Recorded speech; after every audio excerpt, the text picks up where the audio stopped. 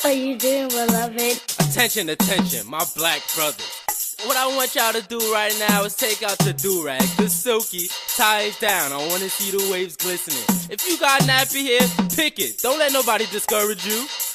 Ariel. Black boy, black boy. What is up, everybody? It is your boy, Lord Devry.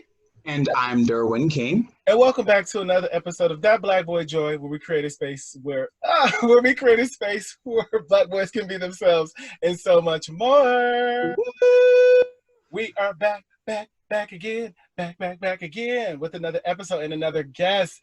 Devin/Derwin, can you take it away for us? Of course, we have New York Times best-selling author Michael Arceneux, Houston's finest. Yes! Writer of both I Can't Date Jesus, Love, Sex, Family, Race, and Other Reasons I Put My Faith in Beyoncé. Mm-hmm. And I Don't Want to Be Poor. I Don't Die Poor, excuse me. Close enough. So, first of all, there are several reasons that I'm excited for you to be here. I want to say Houston has so much talent coming out of there, so it's wonderful that you're one of, I would even call you guys the trio, you, Beyoncé, and Megan Thee Stallion. That is so lovely because I would love to be in that tax bracket someday, but just the level of creativity alone is inspiring, so thank you. I received that. Thank you. Yeah, we're going to speak that over your life anyway. Yes. So, what does Black Boy Joy mean to you? In the context, I guess actually, even without the context of a pandemic, I don't know, for me, finding joy wherever you can. If you read both books, it's kind of like, and I don't pretend that life isn't dark, but I find happy moments in everything. For me in a pandemic, that could be anything from smoking weed to listen to Karen Clark Sheard, because I feel like it's the one, when she's still cool with us a little bit. Or I don't know, like going outside and running, even though I end up with a sinus headache, the joy of still being able to get out. It's literally just for me finding happiness wherever I can, even in dark moments. Mm-hmm. Has anything brought you joy today or this week, minus all of the things that you said occurred? Yeah, honestly, I've had a little. I hope my answer didn't I'm worried about touching my face. Yeah. I have a really dark background, and I personally think for me what emanates light, what emanates joy is that even in the midst of all that, I am brutally honest and frank about it, but yet everything that I write, particularly in those two books, like ends with hope. So that's all I kind of meant by that. But yeah, I find joy whenever I can. So like today, definitely had a bit of a sinus headache, but you know what? I got Benadryl, so I'm grateful for that. But yesterday, even when I was just kind of like really tired, I got some really good news about some stuff that is actually related to like the second book. So that's always encouraging. Yes. I got to talk to my mom today even a little bit, so that brought me joy. It's like little stuff every day. Oh, no, them wings weren't hitting, but I had a great drink that made me happy yesterday. We love a good drink. Listen, it's that good drink that always makes you feel right at home, feel great. You don't do it with alcoholism, but you know what I mean. I understand. No judging. Congratulations, by the way, on paying off some more of your debt. I saw in an interview the other day that you had achieved that, so kudos for that. Thank you. Ways to go, but some conquering has been done, so I appreciate it. Thank you. I'm working on a milestone, honey. Yeah, no, I receive it. Thank you. Yes. So I also wanted to ask you, because I know that, this pandemic has, it's affected all of us, but I've noticed that this has been particularly difficult for you. I've kind of seen like a change in some of the interviews that you've done over the last couple of weeks. How are you at this point in the pandemic? Honestly, usually sometimes how I might be responding might be more reflective of like what's kind of happening in the world. I'm like so afraid to touch my face, but my hands are actually clean. Are you like a germaphobe? I've become one. But actually, I literally just wash my hands. I'm like, don't touch your face. It's so funny. I'm personally as good as one can be in the midst of like a nightmare. I have my moments like everybody else. Like you have to kind of deal with like the fact that like the systemic racism, the trauma of that we have already PTSD from that alone. There's the actual concern. Like my family's in Houston. I'm obviously worried. I was actually planning to go to Houston at first, and then back and forth. Yeah. So like there's all that, but like personally, I'm still handling things pretty well, all things considered. Like my 2020 is still better than my 2019, which is also a very privileged thing to say. Well, no, I mean, here's the thing. a lot of, unfortunately, what people are dealing with in terms of like losing people suddenly, going without. So like I dealt with a lot of that last year, and if you read out on that poor, I've dealt with some of these things before. Granted, not with the Spanish flu reboot added and the mask stuff, but so that's what I mean. I'm grateful enough that like this is a difficult year for everybody. It's much more difficult for others. So me being fortunate enough where like this year has become easier for me than last. One, I also told myself no matter how this year was going to go, I was going to go into it with a better mindset. And for me, that meant certain things. And I really committed to that even in the midst of all of this. So like, yeah, I have my moments like everybody else because like, it's a lot happening. But, for the most part, I really am in good spirits. It's just a lot for all of us to have to take in because unfortunately a lot of people are suffering right now. And, I'm still trying not to die. So, and we don't know when this will ever, first of all, things will never get back to the way it was. We don't know when it feels slightly more safe. Yeah, I will say, sorry, the way things were, and I know what you mean, but just even collectively, even this, like, unfortunately, what I've been trying to, like, tell folks, like, if you can survive, it will get better. Yeah. But that's understandably easier said than done because of a lot of circumstances. But I think, to your point about, like, how things were, I actually think, what's unfortunate what's happening in this country right now is it's that man's fault. Yeah. One of the things in the book that I talk about is, unfortunately, we're not always in control of our destiny as much as we would like to admit we are. And if you are in America, sadly, your fate, all of our fates have a lot to do with what Donald Trump does, which is terrifying. Yeah. But that said, I do think, if things keep going the way that they are, sadly, we're going to hopefully not lose as many people we want, but we'll be rid of this man soon. And I do think there's the opportunity to, like, think of something better. Yeah. I don't know, because even in the midst of like the racism, there's a sundown town that I'm still terrified to stop in, when you drive from Houston to Louisiana, they have Black Lives Matter rallies happen now. White people are throwing me for a loop, actually, realizing we weren't lying about racism. Yeah. Little moments to be encouraged. It's just sad he's so annoying, but there's reason to still, be positive. Yeah. That's good. So I wanted to go ahead and start getting into the meat of this interview. So, you get very vulnerable in both books. And I've always believed that we do well to tell our stories in a way that heals us, but also serves the listener. So I wonder, and specifically, honestly, with the first one, if you have anxieties about being so open and even after writing both, I Can't Date Jesus and I Don't Want to Die Poor, do you still have those anxieties? Not really, not anxieties about writing the books, because I think, at least for me, if you get to the point where you're like creating a proposal, which is like your creative vision and a business model essentially behind it, business plan behind it, when you're trying to sell it to publishers, I would like to think that you've kind of made as much peace with the fact that you're kind of revealing that part of yourself. Obviously things can change in the writing and the whatever reaction. So I knew that the shorter, I guess, version is like, I knew that I was trying to use my story to serve a certain purposes and to make other people not feel like me. In terms of I Can't Date Jesus, about religion and intimacy and growing up, in a violent household, like stuff like that. And I Don't Want to Die Poor, it's actually, we're going to be about money and how much money kind of defines how we look at ourselves, whether we want to or not. The only thing is, I guess the only anxious part, maybe slightly anxious, was I was hoping that, I Can't Date Jesus wouldn't necessarily completely cut communication between like me and like maybe my mom or something. Yeah. That's maybe the only anxiety, but I was respectful.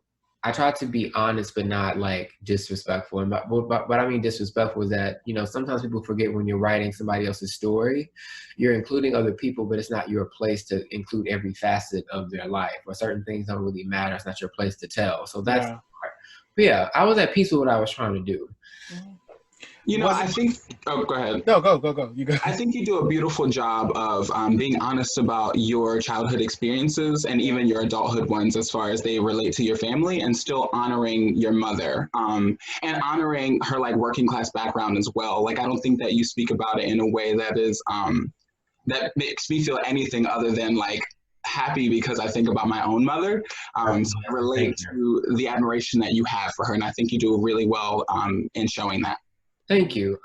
Yeah, I mean, I'm honest. Even with my dad, I try to actually give grace because, you know, you need to sometimes, like as I mentioned in the book, you can't really, you don't always get the closure that you want, and you have to often meet people where they're actually accept the fact that they're never going to have the language to give you the, you know, conclusion that you want. So it's just kind of like giving grace to people because by extension, it's giving them the grace that they should have given you.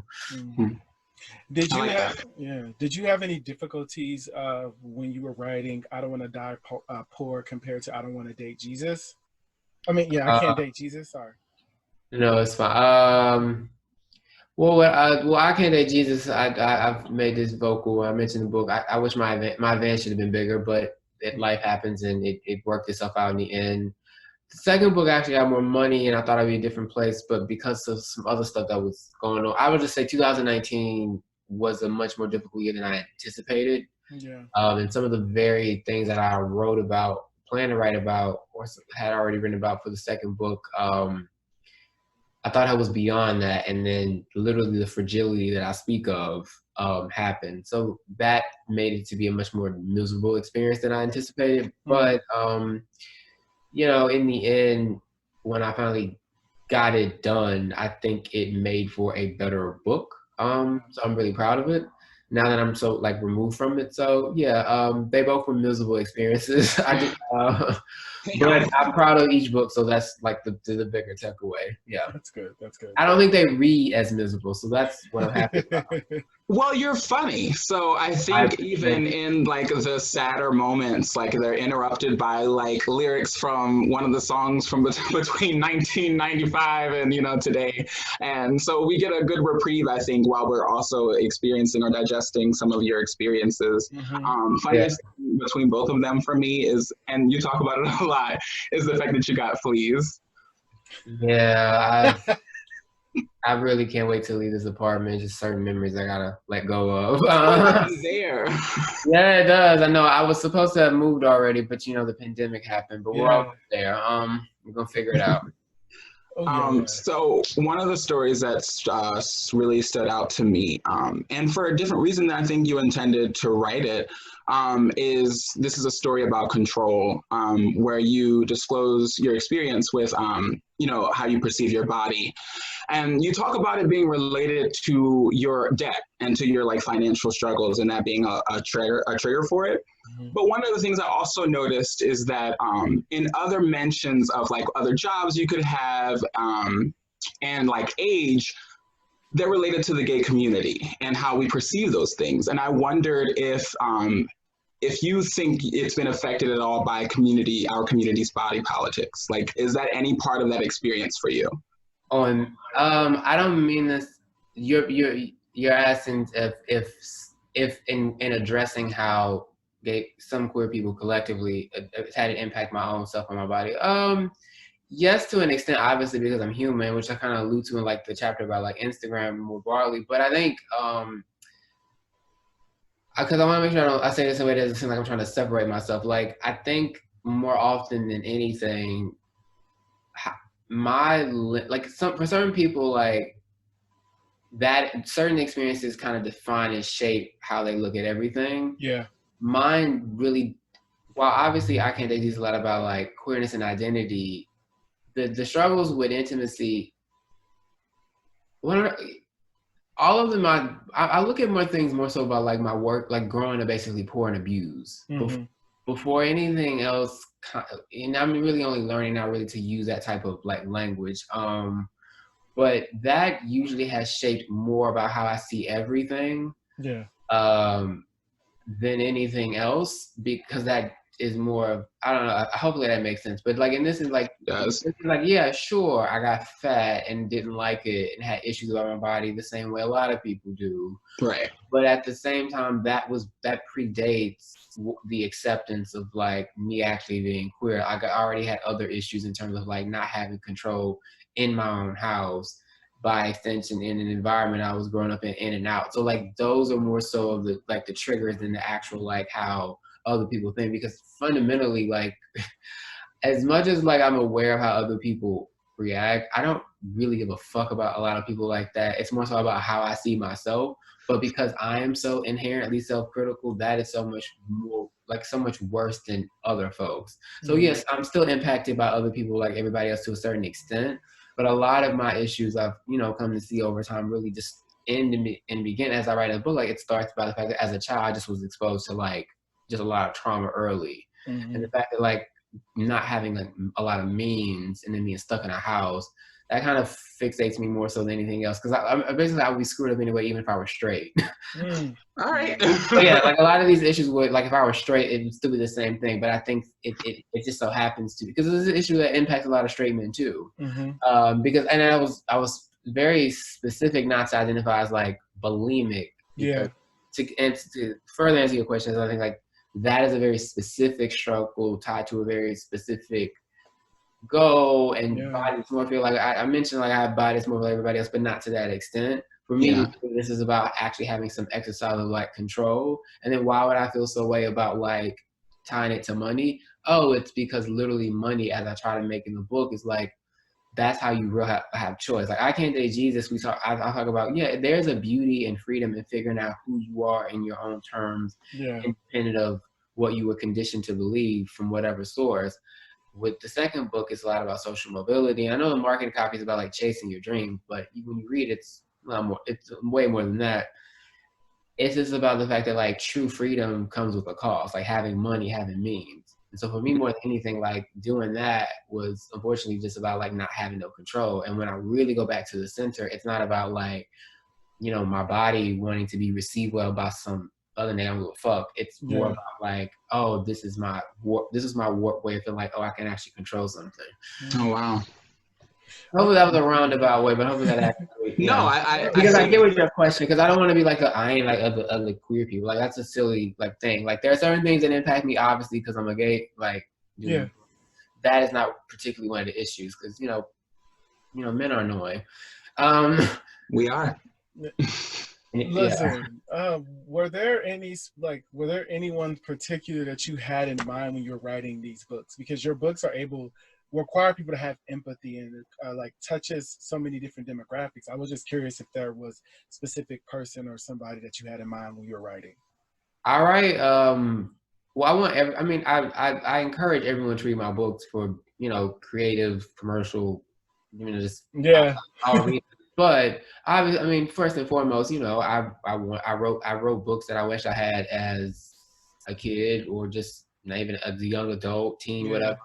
So like it's people that us that I think about first, and then Black people just more broadly. But really, it's always like I think of Black people first.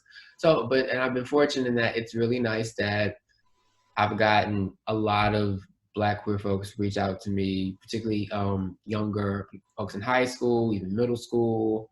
College students, 7-year-olds, Black, white, Latinx, all types, PBS, NPR, shout out to them. It's like a nice mix. It's been a really nice mix of people, which is what I always knew, like a story is a story. So it's been nice to see that I just so happen to think of myself as like Black and queer. And shit, if you like it, you like it. If you don't, you don't. And fortunately, like when audiences find me, they do like it. I really wanted to kind of just dispel the idea that we're not commercially viable, even though you hear us and see us copied by everybody all the time. Yeah. So, and on that note, because I saw that, and I appreciate you for sharing these experiences, right? Because you talk about how someone told you that your book was not going to be received well by the Black community because of homophobia, and that white people didn't, care about what Black people say. And I appreciated hearing that from you, and also you tying that in your experience with your reality show. Yeah. So I want to know, as you've been navigating those experiences, what has helped you get back to a point of like speaking against those things, believing that, your voice is important when you hear it so often in different areas? Because hearing it via a book and then the production of a reality show, it's two different spaces.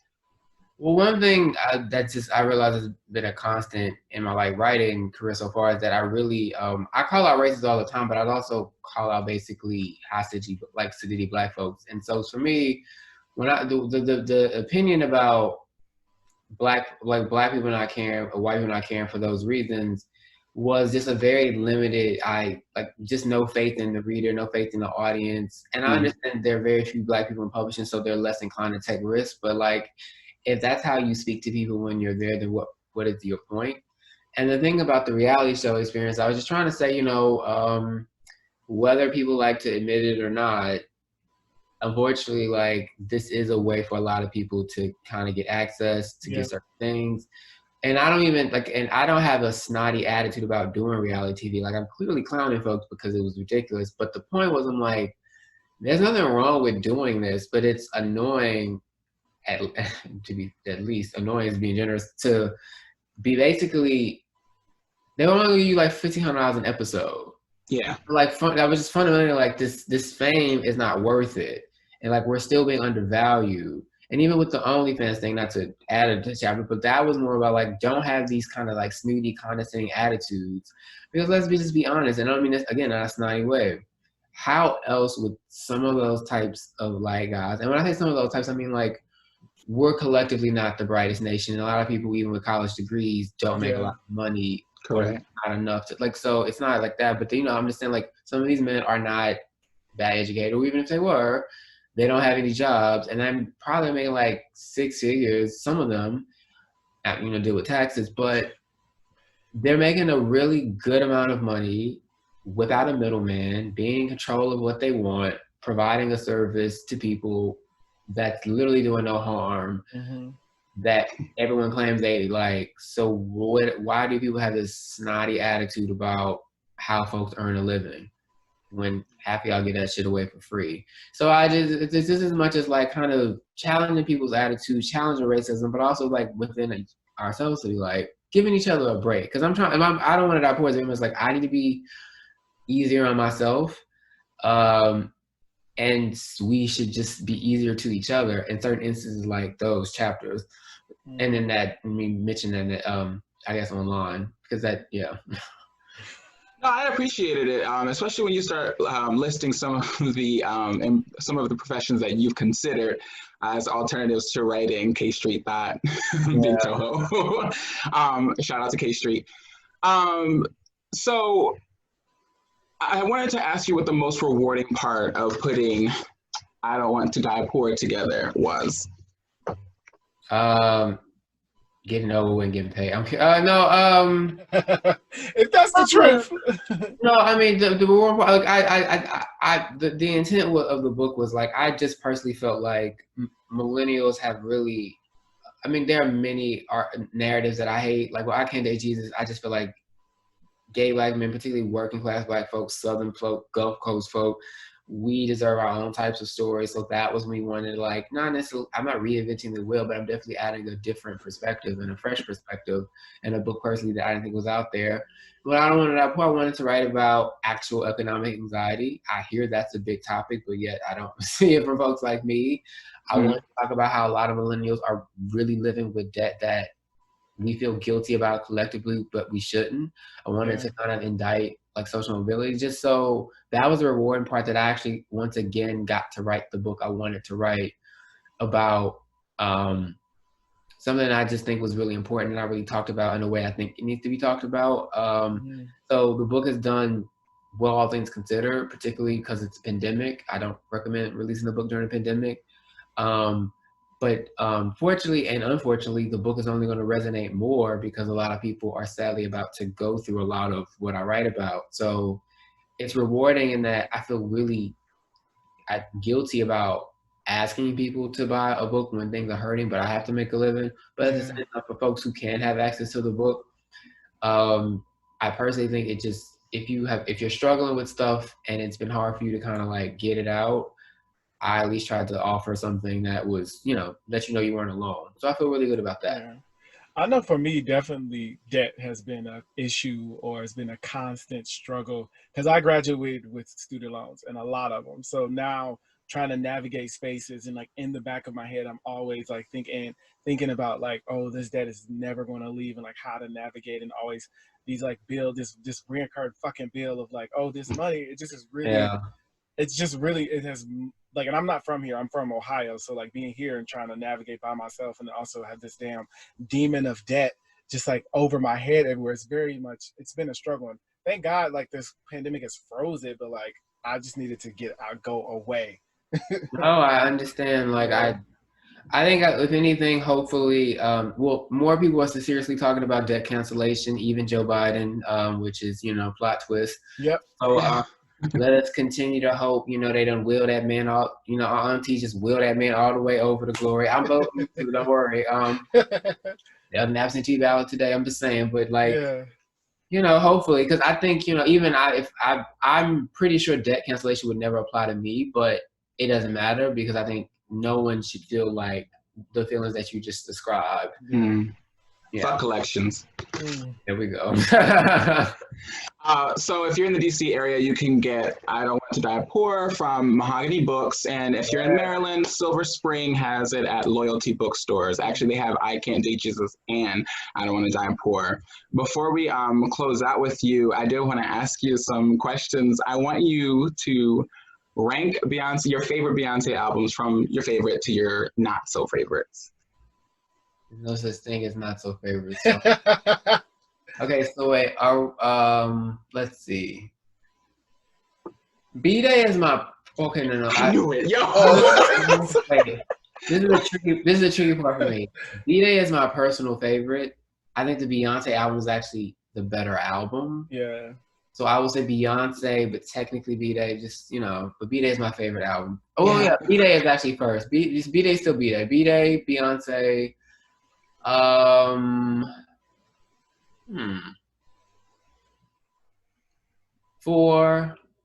Actually, I need to look. Hold on. You wrote it down.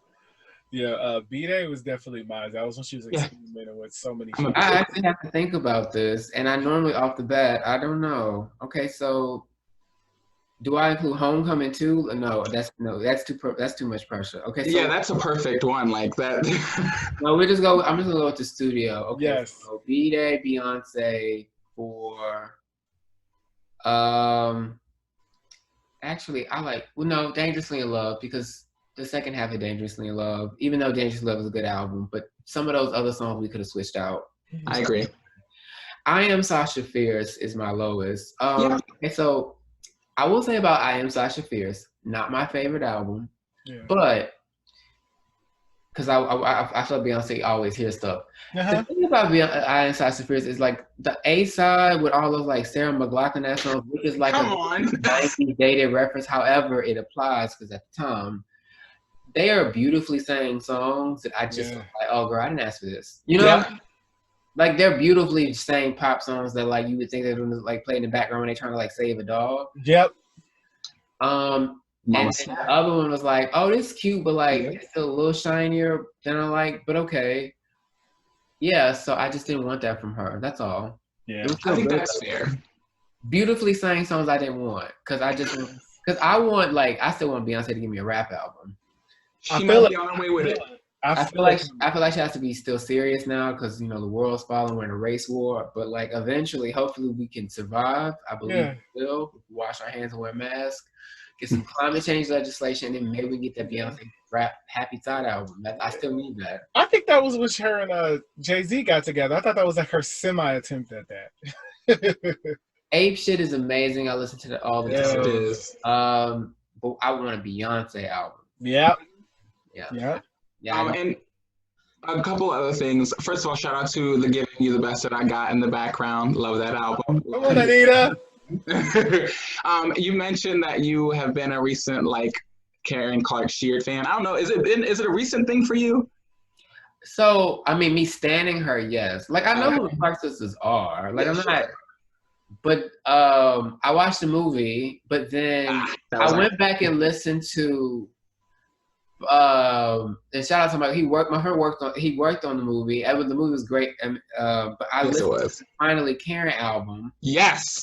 I'm like, oh, and Bomb and Gilead. So but But the thing is, I realized with the Clarksons, when I was like, oh yeah, I've heard these, obviously. But then that Karen album, I'm like, wait, my mom. This one song towards the end, I can let me not sing, but I'm like, oh, my mom plays this all the time.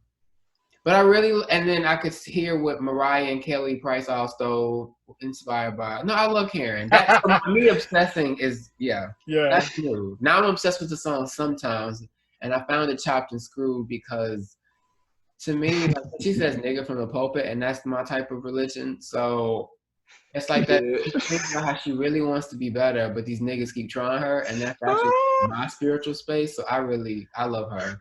She reminds me of like my auntie, but like can sing and the wig collections.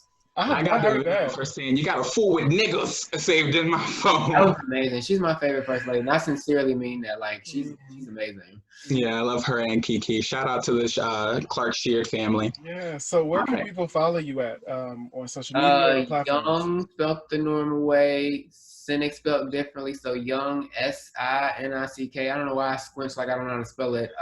It's on Twitter, Instagram. If not, you can figure out how to do Michael Arceneux. Google will help you spell it, I promise, and you'll find me there. But like I'm around. I really appreciate y'all having me.